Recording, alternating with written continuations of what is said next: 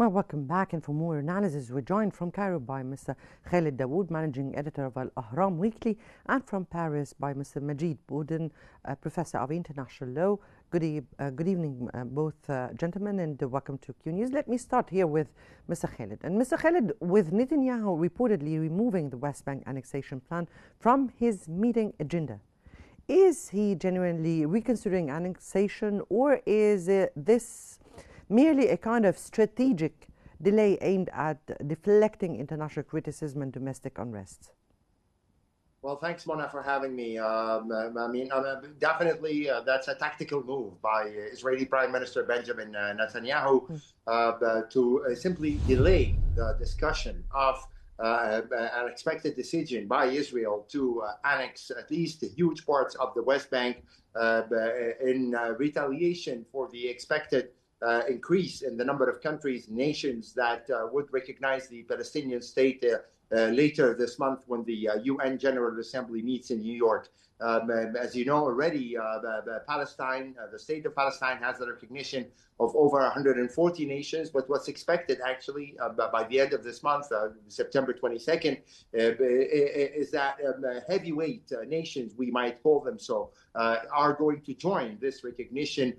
Countries that are known for blind support and historic support to Israel, such as Britain, Canada, Australia, and Belgium, and today Finland. But all these countries have announced that facing this escalating Israeli war of genocide against the Palestinians in Gaza and the threats for the annexation of the West Bank, one of the key ways to continue to protect Palestinian rights is to recognize this Palestinian state, because otherwise the world would be basically giving in to the Israeli aggression policy of forcing realities on the ground and denying a long list of international decisions issued by the international courts and issued by the Security Council, recognizing the right of the Palestinian people to have their own independent state. But equally important, Mona, let me stress that, is what counts in Israel are the facts on the ground.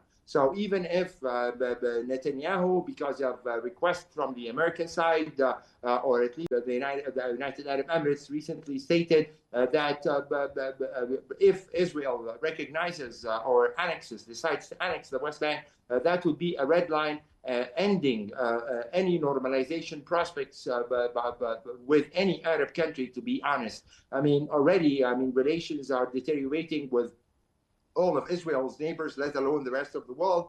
But when a warning like this comes from a country like the United Arab Emirates that have taken relatively advanced steps in normalizing ties with Israel, so maybe this would push Netanyahu to delay, but only for a short while, this discussion. It was only a discussion within the Israeli cabinet on this intention to annex large parts of the West Bank. But what counts again are facts on the ground. And someone like Israeli Finance Minister Bezalel Smotrich have already announced plans to build thousands of units on the West Bank.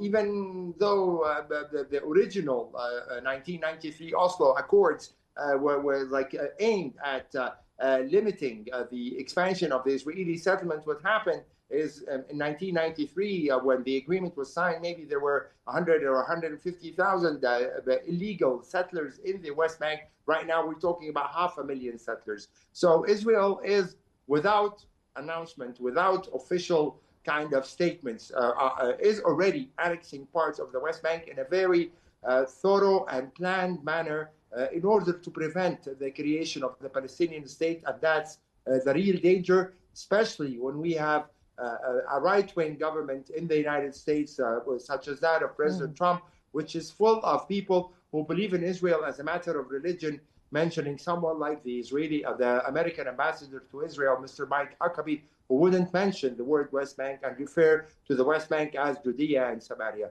So that's probably one reason that convinces someone like myself that if there is any announcement that this decision is going to be delayed by a few days, that doesn't mean that the current Israeli government of Israeli Prime Minister Netanyahu and his extremist terrorist ministers, let me say that, such as Ben Gvir and Smotrich, are actually on the ground annexing already huge parts of the West Bank and are taking all measures to prevent the creation of a Palestinian state.